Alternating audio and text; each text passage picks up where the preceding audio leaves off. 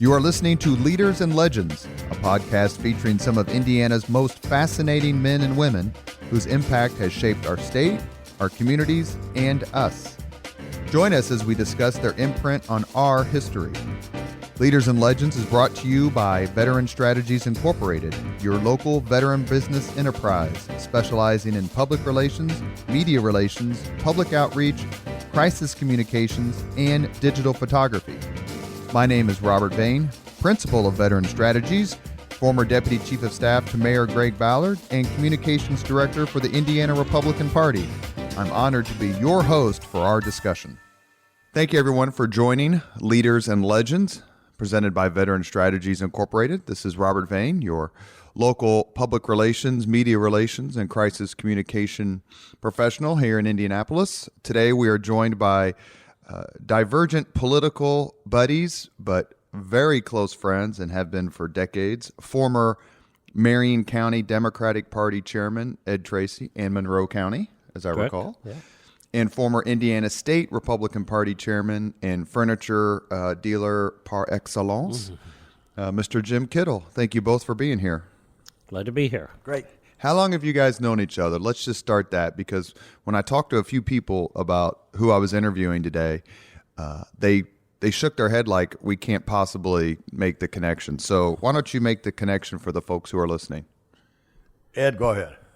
I think one of my first recollections, we may have come across each other down in Bloomington. You both went to IU? Yeah. But I can remember probably through Terry Paler. All right. And I think you were in law school at that time with Terry. Yep. And Terry and I were really close friends. And I think initially really got to know you through him. I think. What did he do? What was that connection? Well, Terry and I were in law school together, and I got to know Terry. I think Terry's a year or two ahead of me or something. Okay. He was a year or two ahead of me. But they were best friends, and I got to be good friends with Terry, and then a lot of the Democrat friends. I knew more Democrats then than Republicans, I think. About what year would this be? Give the audience a... 68, 69, 70? Yeah, something back in there. Yeah. And were you always a Republican, Jim? I mean, 68, yes, 67, 69, those are tough years. I was chairman of the Action Party, so I don't know whether that was Republican or not. That was a political party at Indiana University. But I did lead the blood drive during the Vietnam protests. So I don't know you what did? Yes. And that's, as I recall, Ed, not to jump ahead, but if there's a temporal connection. We had lunch a couple years ago with our good buddy Jim Riggs. And you were at the 68 convention in Chicago. Yeah. The Democrat convention. Went there with Jerry Zori and Jim Voiles. And Both we worked the floor. Friends of mine, too. Yeah, we worked the floor of the convention. And so what was that like? Pretty bizarre. In fact, we went downtown that night and walked around the corner, and right before we got there, we smelled, they had just shot off the tear gas. Mm-hmm. And so we just knew enough to get the heck out of there at that time. And that's when everybody went right through the windows on Michigan Street of the hotel. Yeah, they just went right through. And there was were a you bar. Chairman then of the Monroe County? Is that why you were there? Or? Yeah, well, I was up to. Well, no, I wasn't. Kid when you were elected chairman down there almost? No, that was in 68 when we were at the National Convention. And Jim Nicholson, I don't remember that name, Jim, who had been named to the Federal Trade Commission by Johnson, was a guy who ran for Congress in 66. And Zori and I had worked for him in that time. And then Jerry went out and worked for Jim at the FTC. And he was one of the main guys at that convention. So that's when we went up there to help him. And then I went up there because a guy I was working for at that time, who was Monroe County chairman before me, was Tom Lemon, who'd been mayor of Bloomington 3 times. I went up there and drew, Tom's car up there, and so the 3 of us worked the floor of the convention. What was the first convention you'd been to, Republican? I think, probably 76, because when I got...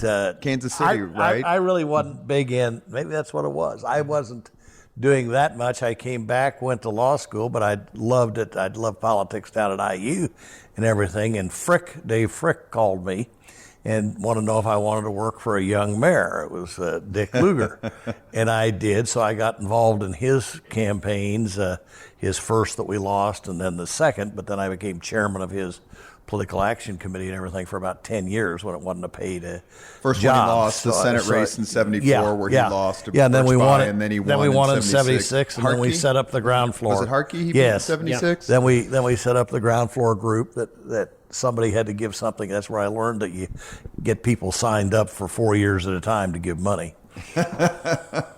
So you guys became friends while you were in Bloomington and kind of hung out a lot, or no, was just just more knew of a each other down there. Yeah, but then it was after. Once we were here, I was in night law school, and all these guys hung out together. Yeah. So whatever, and I got to know Ed really well through all that. Yeah. And I think politically, where we started working together, when you had that position with Lugar, all right, and one of my earliest clients were all the chiropractors in the state. So for every those chiropractor in the state. For those who don't know, Mr. Treacy was a lobbyist for decades here in the state of Indiana. So your first lobbying client was? Yeah, it was the chiropractors. And Jim had started this, and Lugar was very kind to the chiropractors. And I think it had even been a patient, all right? And so when Jim approached me about whether or not I had anybody who'd be interested in that ground floor group, and I did have a couple chiros who then did sign up and get with him. And I think that was one of the first things that happened. But I think why we could get along and be friends was neither one of us are extremes in our party. Right. No question. Whenever I'd call Eddie, he would help me on anything I needed. Whenever he would call me, perhaps we can go back to those days too. But it really was not warfare. It was almost I think the analogy a lot of us draw who have the same attitude is, good morning, Fred. Good morning, Sam. The old Warner Brothers cartoon where the sheepdog and the coyote or whatever clock in and beat the hell out of each other. Then they clock out and like, hey, see you tomorrow kind of thing. How much different, we all know it was, we don't want to over-exaggerate the differences. I mean, people tend to look back 40, 50, 60 years ago and think everyone, held hands. That wasn't true. It was bare-knuckle, tough, political fighting back then. Obviously, the advent of social media has changed things considerably, but back when the Republicans were so dominant in Marion County, how important was it for you, Ed, to have a friend like Jim to be like, don't worry about that, let me call Jim? I think at that stage of the game, we were completely out of everything for a long time, up until the early 2000s. And, I think we basically did things, for each other. I can remember when my wife ran for judge first time, okay? I put out signs. Yeah, Jim put out signs, and then he sent stuff to, personal notices, letters to his friends, to all his buddies, and friends for Becky.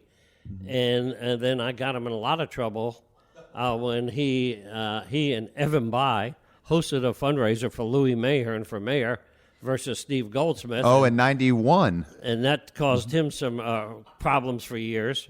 Let's talk about that. I had known Louis forever, and talk about a fabulous guy, one of the best guys I've ever known. Louis asked me, and I had done Goldsmith stuff forever. I ran 3 fundraisers for him that year.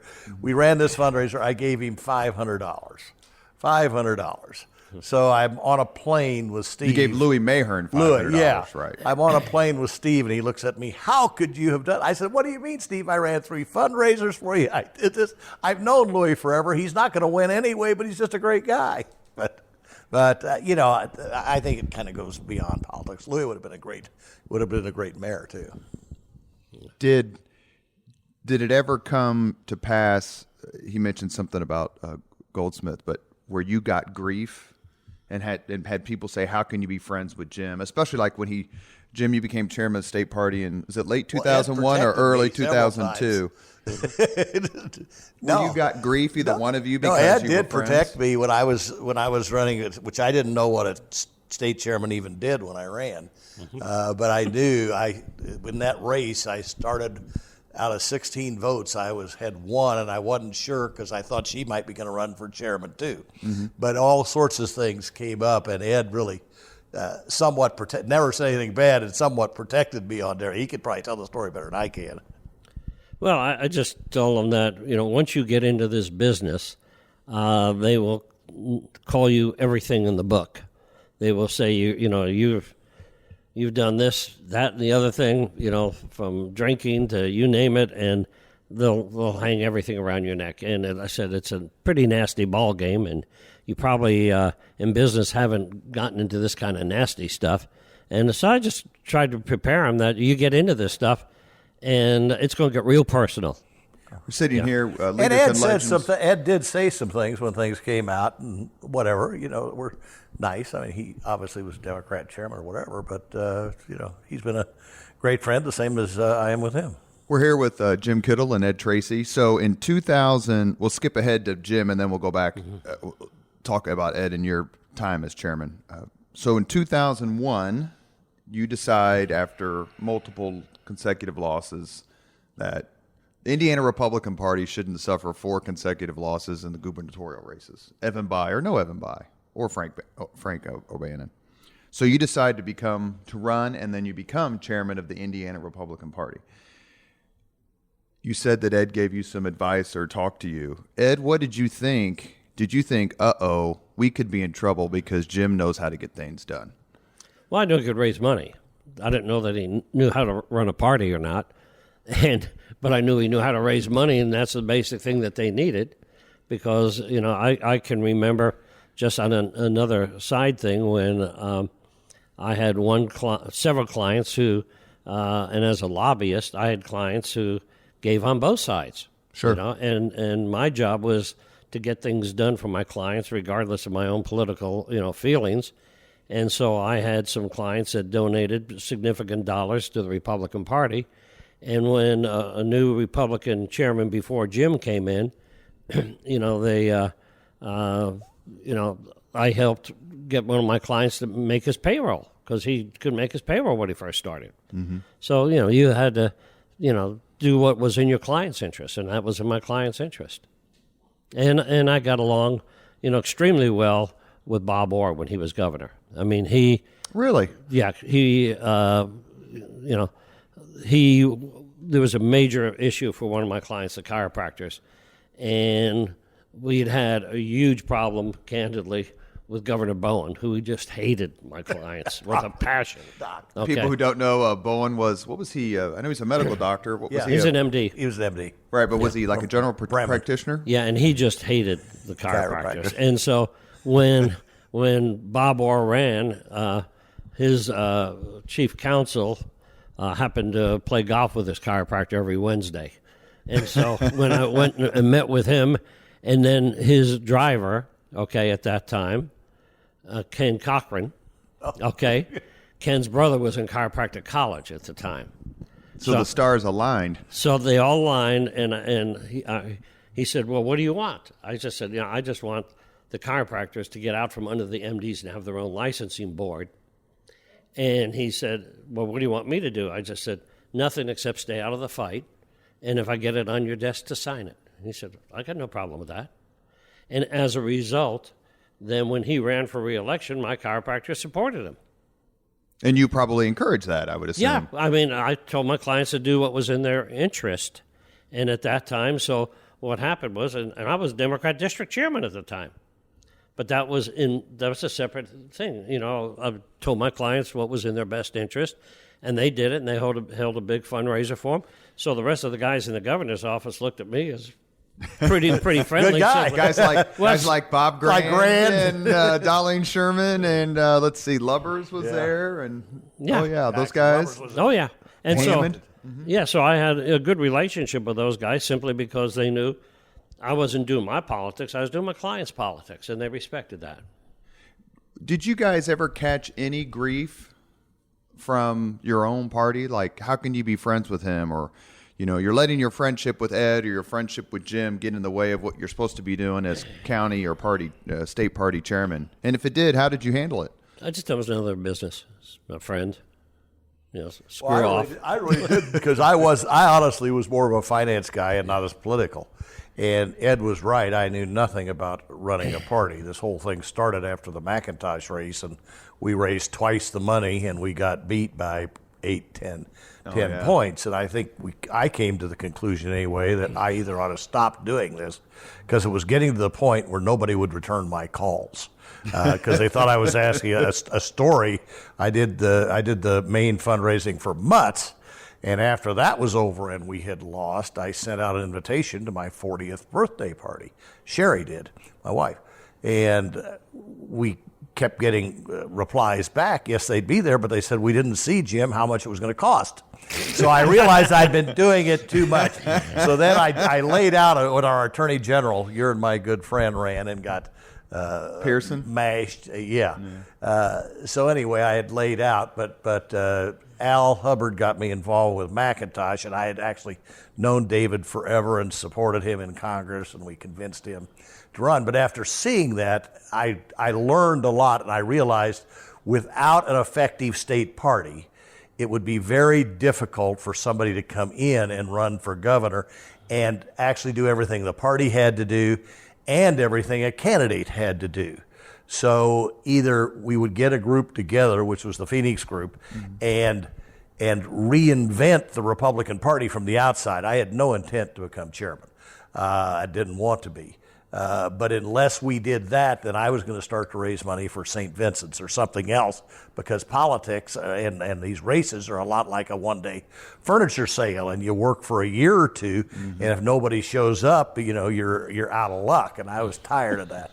So we were successful. It just so happened the chairman, Mike, decided to become a lobbyist like Ed and make real money to take over the party. But Ed's right. My whole role was to fund the place, and it was total. I mean, we were bankrupt. The chairman did not have a computer in his office. All you could say is our phones weren't rotary dial. Average age was 65, I think, and we had 11 employees. And we had one of those old printing machines, I think. Mimeograph machine. And we were the fourth floor above Hooters. So that's where we kind of started. But political parties aren't really that big a thing. $4, $5, $6, $7 million will run a great party. They just didn't have the money.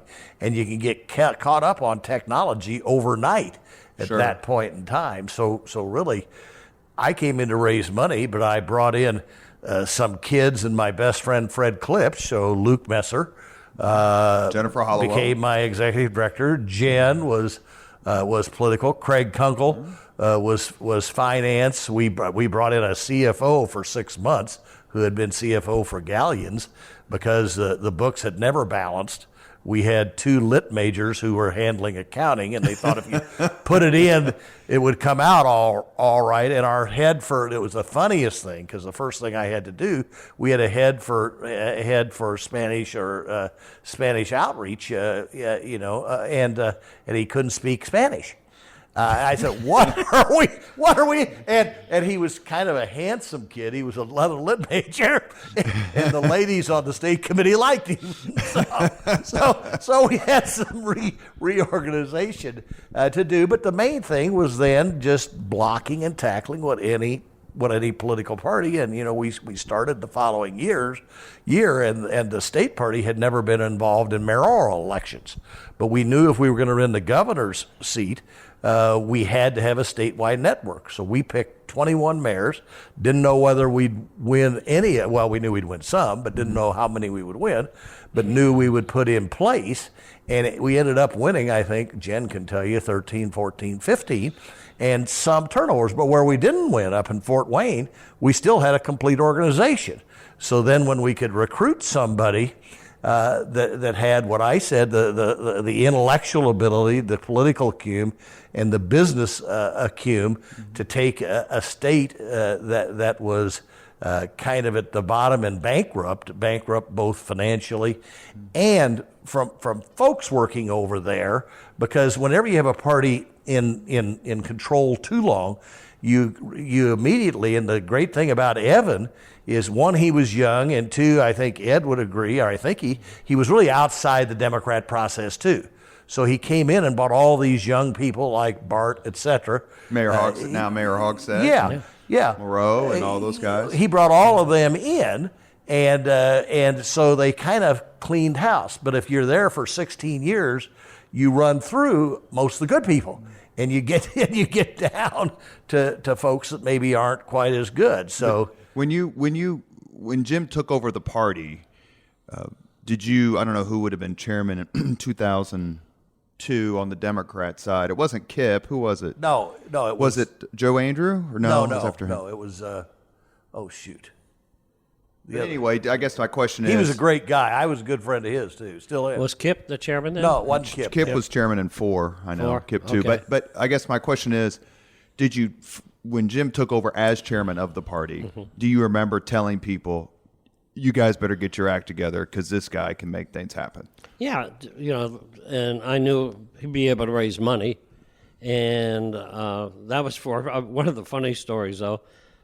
When Jim was chairman, somehow or other, you invited me over. And the state party headquarters. Sure. Oh, this is still it's a Yeah. nightmare for everyone who worked there. So go ahead, Ed, because this is one of my favorites. So Joel Miller and I go over there, and so Jim starts to take us around and show us everything. Well, all of his staff people are trying to block everything so we can't see any damn thing and getting in front of everything.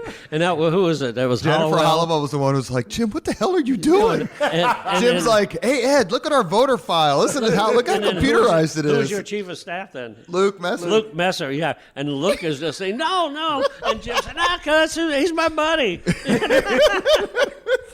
Luke's office, when we took over those new offices, Luke's was right next to mine, and the walls didn't go all the way up. So right. Luke, and I actually had the wall moved. The two offices were equal, and I had mine moved over, so his was even smaller. Mm-hmm. But he could hear everything I would say. So whenever I would say something that didn't, he'd say, Jim, you can't say that. We had more fun. About I don't know, maybe 5 or 6 years ago now, maybe longer, I wrote an article in the IBJ, and it was called, the article was basically the Kittle Revolution, and for IBJ's forefront. And I remember I basically said, look, there's a watershed in modern Indiana politics, and that watershed is Jim Kittle becoming chairman of the Indiana Republican Party.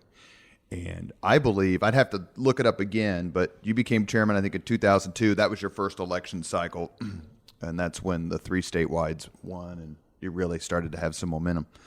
Or actually at the time it would have been 4 statewides because you had the clerk of the courts. But anyway, since that time, I believe Indiana statewide has only been won by a Democrat 3 times. It would have been Bayh in 4, Obama in 8, and Ritz in 12. Oh, no, there's another one, Donnelly in 4. Yeah. So out of dozens of statewide, where everybody in Indiana votes on the same race, dozens of statewide races since you became chairman, the Democrats have won 4. Now, I reached out to Ed for this column and said, can we do a quote? And your quote was something like, I wish Jim had stayed in the furniture business. Yeah, okay. But is the potential for all these victories one of the things that drove you to want to become chairman in the first place? I mean, we had won 4 or 5 consecutive gubernatorial elections. Evan Bayh shows up, beats the incumbent LG, who I think everyone agrees John Mutz is one of the best people in Indiana history. Underrated, quite frankly. Right. I'd love to have him on the Leaders and Legends podcast, but you're just like, there's no way we should keep losing, so we have to start winning. Was that part of it? That you're just like, I'm either in or I'm out. And if I'm going to be in, then I've got to be all in. Well, I think so, because honestly, we shouldn't have lost. I mean, Evan was an abnormality. This is a Republican state. It's really hard for a Democrat to win. You even saw it in this the last election. So, and I was shocked that I thought he was going to win, but I didn't think it was anywhere near that close. So Braun, yeah. But we should have. So you had to figure out why we weren't. And I think it was a combination of infrastructure and candidates and making people believe. And quite frankly, when I started as chairman, I would call a major donor. A lot of them I knew from the Lugar days. A lot I didn't. It would sometimes take me through 2 or 3 calls to even get a return call. And once I got a return call, I couldn't close. I'd have to go see him. And I still didn't close, and I'd have to wait and call him again. And that's when it started. And Mike Rutz was working with me. And then Marty Oaks, who now works for the VP. And then Marty but by the second, what you had to do is sell something. It's like insurance. You don't know you need it until you need it. And you weren't sure. And you really had no confidence that Republicans were going to do. So I had to sell a soft vision and ask people for a lot of money and get credibility back. That was the main thing. And then the other thing was getting people who knew how to run the ship, which I was very fortunate to get the 3 kids. And Fred Klipsch did more than maybe anybody. Fred was my partner in all of this, but Fred went down and he taught them how to manage. I mean, he is a management guru, right. And he'd come down once a week. We'd have charts, and he would do it. So I didn't have to mess with any of that. And if we ever had to fire somebody, Fred would fire them. So Fridays, if Fred showed up, it was really a scary. We started our Fridays with Fred. Was office. We had our office. We'd go to Randy Tobias's, and Fred Klipsch is where we put our first Phoenix Group offices in his building. So we just had a great group around us. Fred Klipsch, you're right. Someone underrated and a graduate of Howe High School, member of the IPS Hall of Fame. God love him. In the same vein, but take it to the city. One thing I want to mention on the race in his first one, 1988. A couple things that happened there.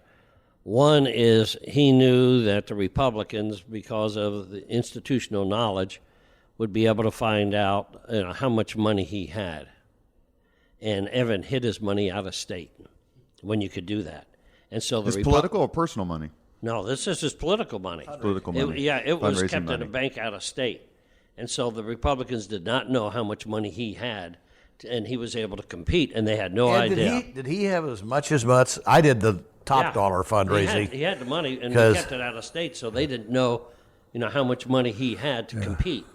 So, and we were really surprised, I think, that he won. And then the other thing he did was he ran to the right of Mutz. Yes. He ran to the right of Mutz, especially on the whole... On the Japanese car. On the Japanese cars. In Lafayette. Yeah, so he ran to the right of Mutz also. So, he did a couple things. One, he ran to the right in Indiana, okay? Yep.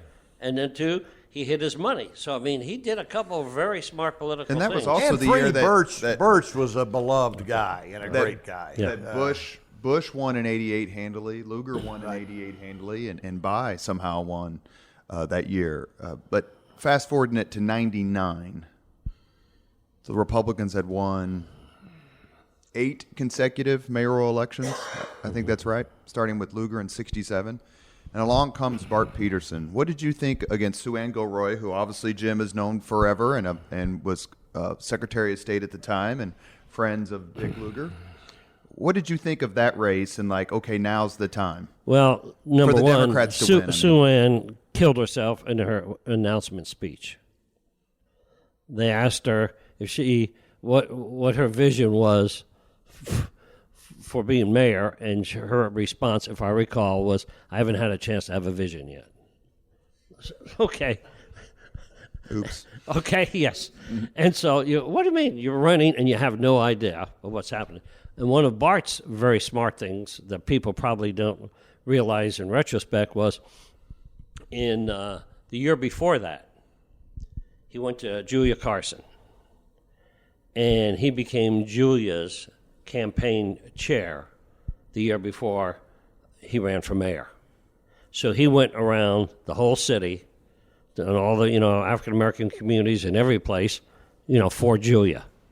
So what happened was he nailed that whole thing beforehand and built a relationship up with Julia and the African American community very quietly, and nobody ever understood that he had put that relationship together. So when he ran, he had already established his bona fides in the black community beforehand. Were you county chairman then? No, I came in the next year as soon as he was elected. Laudig was, right? Laudig was Steve the chairman, but I did the GOTV on that. We're sitting here, Leaders and Legends, with former political party chairman and decades-long friends, Ed Treacy and Jim Kittle. I think it's universally, despite what happened in 2007, it's pretty much universally believed that Bart Peterson was a pretty darn good mayor. Did a lot of really good things, and I don't know that anyone disputes that. We talked to Greg Ballard for this podcast, and he had nice things to say, acknowledged a lot of the things that Bart Peterson did. In 2007, he loses to someone who I, quite frankly, no one knew. And I say that of someone I love, but nobody knew who he was. Looking at that race, looking back, do you think it was winnable for Peterson, or it was just the perfect storm of taxes and crime and all the above? If I had been chairman. He'd have won? Mm-hmm. And the difference I think he could have won. I think the taxes thing probably was the biggest thing because there were a lot of people in the city when their taxes went up. But there were two issues that happened. One was the state tax, okay. The property tax. Property tax, and the other one was when they increased the other tax. The Lowit. The Lowit, which came in October of that year, with the first time it came out of people's paychecks. But the exact same problem that Bart had here, Graham Richard had in Fort Wayne. Okay, because Graham had Mayor of Fort Wayne. He had the exact same kind of a situation with a place just like Meridian Kessler, all right, where the property taxes went crazy, all right. Graham got out in front of it and just said, this isn't the mayor. This was the state legislature and the governor that did this. And so Graham never got any heat on this whole thing. He put the blame on that particular issue where it belonged, on the state. And candidly, I think what happened was there was a little bit of arrogance, okay, down here, and they just were so far ahead and they didn't think that they had any competition that they didn't get ahead of that issue. And he had beaten Greg Jordan by almost 30 points. I thought the Republicans thought that he was so far ahead, and I think he was so far ahead. And I think maybe a different kind of campaign. I think the other interesting thing, it'd be great if we just went back to mayors. Mayors are honestly less political, I believe. And they really, one, they have to get something done, generally. And two, they have to work with all of the coalitions. So we've got, and Indianapolis has been blessed when you look at the mayors we've had and what has happened in Indianapolis. You go up to Fort Wayne, you've got Tom Henry. You have a great Democrat mayor up there who is taking Fort Wayne and doing stuff that we did in Indianapolis. We've got a great Democrat mayor, I think, in Kokomo. Goodnight is a good dude. Yeah, you got a great terrific guy. Republican mayor in Evansville. Yeah. So mayors tend to get things done. And when you get above that, either state legislature can't do a lot anyway, I don't know, but you don't get as much done. That's why I believe that even if we had the entire state legislature, and we always had all the Republicans, we would never get anything done unless we had a transformational governor, because the House and Senate weren't ever going to get anything done. Whoever was governor, probably.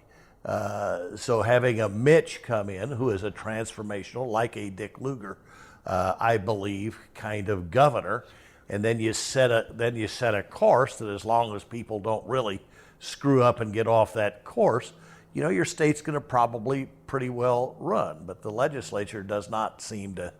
Well, that actually was you led me perfectly into my next question. Talk to us about recruiting Mitch Daniels to run for governor in 2004. He was an executive at Lilly. He was working for the Bush administration. He had a resume, as long as Wilt Chamberlain's arm. He was financially secure. He, had four, as I recall, had four young daughters. So, what was it like for you to try to pull him into Maelstrom and say, look, we've lost 4 in a row.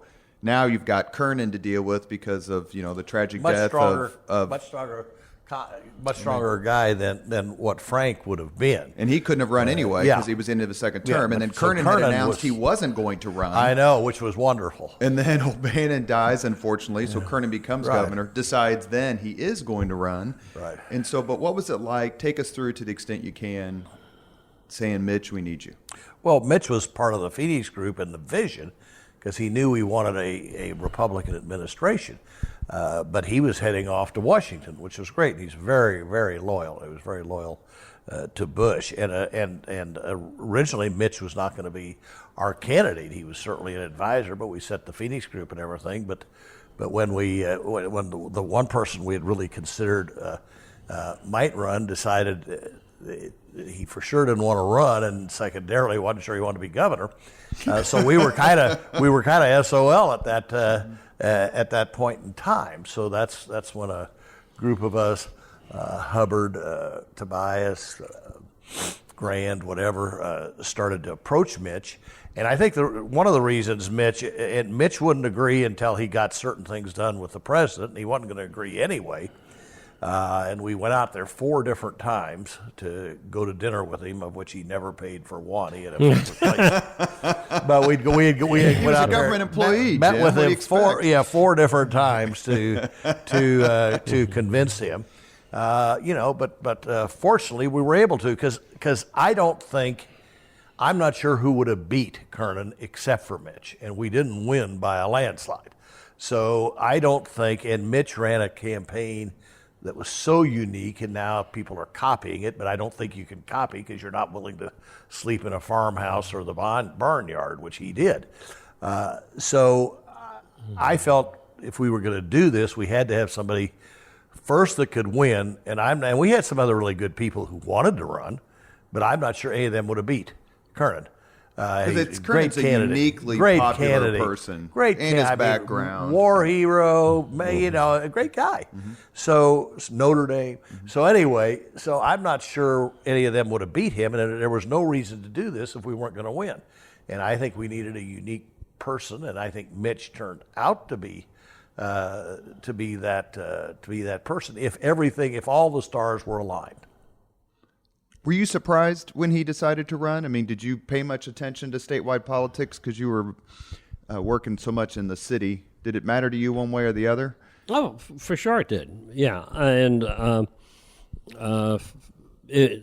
especially if you were a lobbyist and you had the relationships, you want those relationships to continue. I mean, that's from a business side. And politically, for sure you wanted to. And Kernan was, a great guy. And everybody, really liked Joe. And so you wanted it to happen. And everybody worked hard, raised a lot of money, and it was a very competitive race. It was a very competitive race. So after losing 4 consecutive gubernatorial elections, Mr. Kittle here is fed up, creates the Phoenix group with people like Fred Klipsch and others, eventually becomes state party chairman of the Republican Party. The Democrats have now lost 4 consecutive gubernatorial elections. So Ed Treacy, who, if there's someone who knows any more about politics, is any smarter about politics for either party, I don't know who that would be. Ed, what's your prescription for the state Democrats to stop the losing streak? Well, I think that they've... if you take a look at this last Senate race, I still think that you've maybe got to really be who you want to be. Were you surprised by the margin? I mean, Ed and I have lunch frequently, and we talk politics with Republicans and Democrats at the Golden Ace, and the Golden Ace should actually sponsor this podcast. Yes. I just haven't asked them yet. Were you surprised by the margin, by Braun's margin? Oh, absolutely. Absolutely. In fact, Fox News even had him up by 7 points. Donnelly, had Donnelly up by 7 points. No, we thought it was pretty much dead even. We kind of thought Braun would win, but barely. And then obviously we were we were all at dinner together. Right, that's right. Klipsch and Grand, and for Grand's birthday that night, I was shocked. I was running the IPS referenda, so that was the race I was really paying attention to. But sorry, go ahead. I mean, obviously there's something that the Democrats don't know about polling the president's numbers in Indiana. Okay, President Trump's numbers. Yeah, there's something. Yeah, so obviously there's and we didn't or either. other. Republicans didn't know either. Obviously, we didn't. When I say we thought Braun was going to win, I would say it was by a whisker. And Ed probably thought Donnelly was going to win by a whisker. Well, a lot of Democrats got upset, especially with his ad on the wood chopping. Mm-hmm. Okay, when he, in essence, told a lot of the hard left of the party goodbye. Right. Okay. And that's your volunteer base. That's the people correct. who make the phone calls and knock on the doors. Yeah, and the Bernie voters.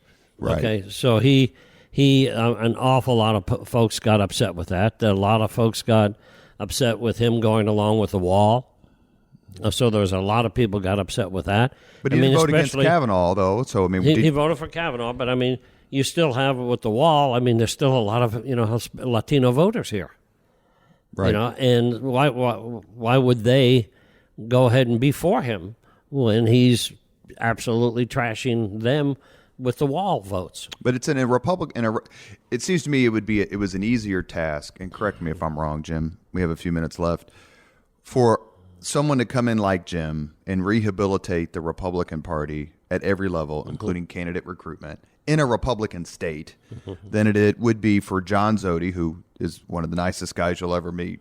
Is honest, nice, kind. I think he's in a tough spot.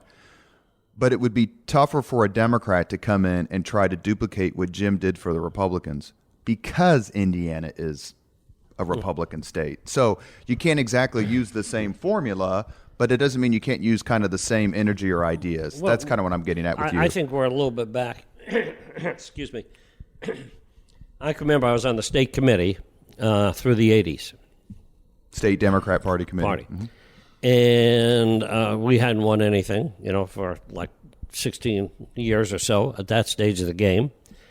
And I can remember knowing that one of the things that we did to try to even the playing field, the state committee, because this was a time when the PLP license plates were a huge issue, because at that stage of the game, the county chairman in every county got the franchise to run the license plates. And in Marion County, that was $500,000 a year. Because I remember hearing that in the old days, which now would be the 80s, I guess, unfortunately, the Marion County Republican Party gave the Indiana Republican Party money. Like, the money didn't flow from the state to Marion County. It flowed from Marion County Republican Party to the Indiana Republican Party. Correct. That's how flush Buellin and those guys were. I mean, those guys would give like $250,000 to the state, and then the county chairman got $250,000. Because he got to run it as his own private business. It was a good deal. Okay, yeah. Bob Orr changed that all. Well, what happened was the Democrat state committee wound up making that an issue, because we're sitting there preserving it because a number of the county chairmen are hoping that we win so they can get the license branch themselves. And then finally we convinced everybody that's what's keeping us from winning is they've got all the damn money. Okay, so what we had to do was we took a position against it, and in the legislature we started pushing it, and then the Republicans had to get on board because we made it that big of an issue. A populist issue, yeah. Yeah. One other election I want to ask. That was not very popular among Republicans. I remember Gene Northerner was tasked by Bob to run the BMV and all that. And when they took all that away, I guess, now I wasn't involved in that level of politics at all, so it didn't make any difference to me. But we've talked about. But at the same time, go ahead, Ed. And get back to your thing as to what it takes to win. I can remember thinking that, we as a state party, and candidly looking at the other members of the state committee at that time, had no capacity ourselves to do anything to change the dynamic that was going on. And I knew the only way it was going to happen, there was going to have to be some new source, someplace coming in that was going to be a savior. And candidly, that was Evan Bayh. That was Evan Bayh who came in and was a political savior, for the Democrat Party. Because I would imagine you've known Birch Bayh for 50, 60 years at least. Yeah. And I remember my mother, I actually remember my mother crying crying when Marvella That's your Bai birth? died. No, I don't remember my birth, but I remember that. I mean, the Bai, you have to be of a certain age to understand the hold that Birch Bai had on this state, and for good reason. I mean, he won. I mean, he had the fortune of running up against Lugar in '74 during the Watergate elections. Maybe in a different cycle, the outcome could have been different. But that's one last election I want to ask about. 1980, Quayle beats Birch Bai. Ed, what did you think about that? I mean, it's a great year for Republicans, 1980 was, but for Birch Bai to lose in Indiana, shocked? I think that, he was for sure, in his voting records, very liberal. And he was able to pull that off simply because of his, personality and his folksiness in Indiana. I think that I can remember it was a strange feeling. A lot of people still wanted him to be the U.S. Senator, but they wanted to send him a message that you're a little bit too far to the left. Well, they sent him too strong a message. I mean, honestly, there was a lot of feeling like that people just want to send a message. I think if you're in a minority, and unless the cities, because the Democrats are gaining in all the cities, so I think the only way for the Democrats to win, and they're not going to win anything down ballot unless there's just a terrible backlash against Republicans, period. Because down ballot, you don't vote. Nobody knows who's lieutenant governor even. So the only thing I think they can really win, and of course they started it with Evan as Secretary of State, which is about the only place you could maybe get a foothold. But I think they need a hero, and I think that's what they had. I think it would be an abnormality if they don't have a hero to run. I think they'd have a real problem. I think Eric Holcomb is doing very well. I think Eric would be extremely difficult to beat. One, he's tall. Two, he knows everybody. He's been on the ground more with Mitch all the time. So I think unless you can come up with a heroic figure and get lucky and have in the next presidential election, if Trump runs and got killed, so he just came in even in Indiana, because Trump really is the one that carried us over in this last election. There's no question about that. Do you have an Ed Treacy story you want to share? And I'm getting ready to ask him the same thing, because you guys have vacationed together, as I recall, and spent a lot of time together Mexico, as friends. All kinds of. No, just Ed and Beck, and I've knew Ed before Becky even. We've known each other forever. We've just had a lot of fun. Factually, I think people who are somewhat in the middle will sit and agree. Louis Mahern and I can sit and talk, and we'll probably agree on 98% because there's just right things to do. So it's just easy. I think if you get to the fringes, you're just not going to agree with anything, et cetera. And Ed and I, we like to travel. We like to do some of the same things. So that's on a personal basis, it's just a lot of fun. Ed? No, we've just had a lot of fun together. Had a few cocktails over the years. Stepped on a cat. You got to tell me. Okay. I'll try to clean this one up.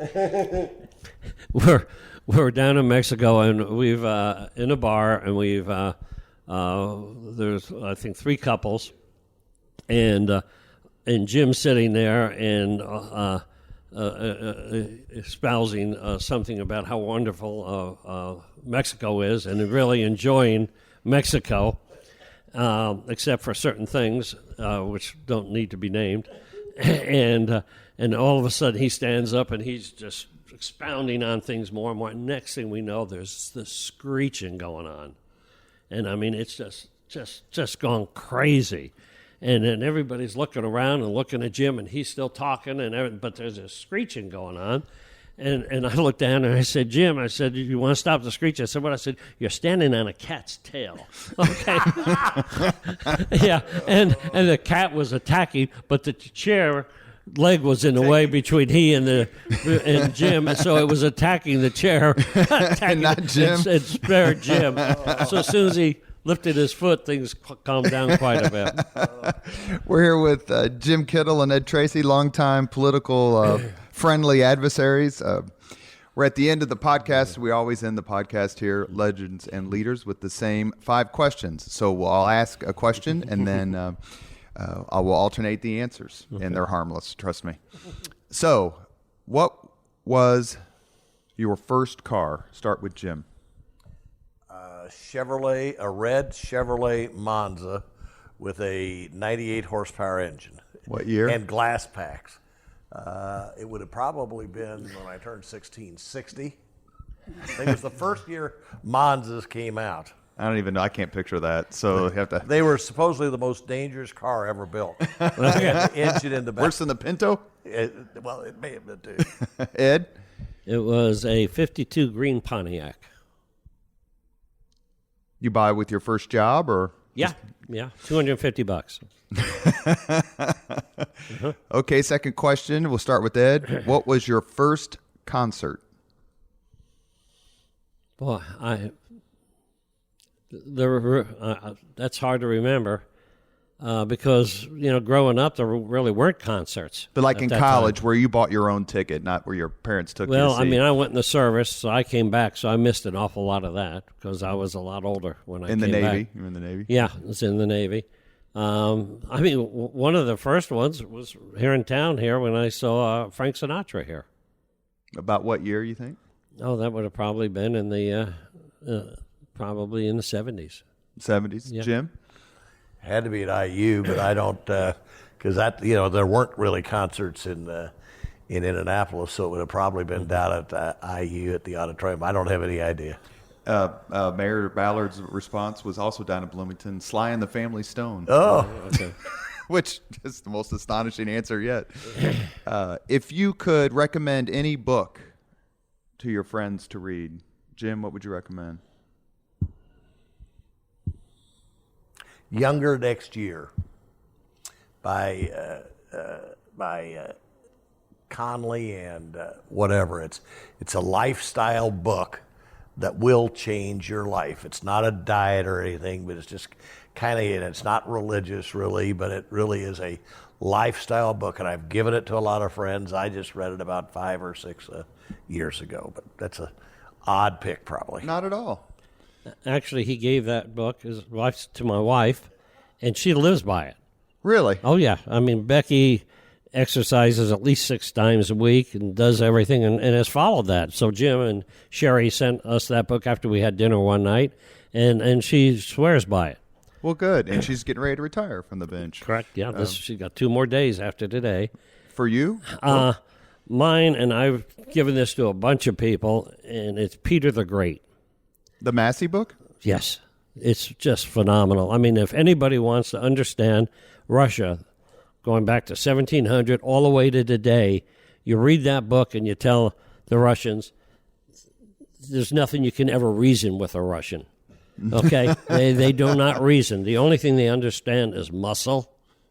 And the only thing, if you ever want to do something with them, is, you just don't want to deal with them. And, they'll just try to take everything that they can and push everybody as far as possible. There's no reasoning with them. It is all about power. And that's everything. And that goes back to 1700. And I think, Robert Massey, he's a noted European historian, but has written several books particularly on Russian history. I think Reagan understood that. Like, you got to stand up to these people, or that's the only language they speak. Yeah. If you could witness any event in history, Ed, and I know you're a huge history buff, what would you choose? Probably the Constitutional Convention. Great answer. Philadelphia, 1787, as I recall. Yeah. Jim? I can't go to things that are trite, but You can answer it any way you want. I don't know. There's just so many. Anything in your personal life like you wish you had Witnessed? Would you like to have witnessed Ed getting tear gassed at the 68 convention? The convention, no, that's great though. I don't have a good answer for you. If you could, last one, if you can have dinner with anybody in the country, if you could have dinner with anyone in the world right now, who would you choose? Just to sit and talk for 2 hours. You could give Mitch Daniels another chance to buy dinner. That would be good. I wouldn't get dinner bought. I'd spend time with Dick Cheney. I know Dick somewhat, better than a lot of people, and I went to that movie yesterday. Oh, did you see Came it? out, yes. Veep, is that what it's? No. Yeah. Yes, Vice. Vice. Mm-hmm. Vice. And in my mind, it was a lot like the Book of Mormon. I just thought and I walked out of the Book of Mormon. Mm-hmm. I thought it was just so disrespectful and everything. And I know Dick Cheney, and I know Bush, and I mean it was just so far over that I just Republicans don't usually get a fair shake. But I don't think it had to be that way to be. What's his name? Christian Bale. Christian Bale. I mean, talk about talking like Cheney and looking like Cheney. I mean, he was great, but I just think they, took there's. You could say if you're ever going to be, well, generally if you're not vice president, you're not going to have that kind of profile. But you could take apart anybody, as now they are Mike Pence and whatever. But Cheney was a really good guy, and I don't agree with everything they did, but I just thought it was too much. Yeah, and I don't know that it needed to be, and I think a lot of people will see it, but I think it'll turn people off. Ed, Yeah. dinner with anybody? Maybe the Pope. Do you have some ideas some thoughts you'd want to let him know? Oh yeah. Of course. Oh yeah. He must be a heck of a vote counter. I mean, Yes. winning Pope. Oh yeah. But it's interesting. I think one of the things I respect about Jim is just his opinion on the Book of Mormon. Because, Jim has been pretty courageous in the Republican Party on some issues like on the gays community. Yeah, we had a lot of conversations, didn't we, Jim? And Jim has been very, very courageous in his own party in terms of really taking some positions on issues like that were not necessarily popular and got some heat for him, too. Yeah. Well, it's a tremendous honor, actually, to sit down with two guys from two different parties, actually different generations than me, and I cannot thank you way beyond just this podcast for your personal friendship. And you know that when it comes to anything you need, you guys both have a blank check. I'm very honored to be friends with both of you. Thank you very much for listening to Leaders and Legends, brought to you by Veteran Strategies Incorporated.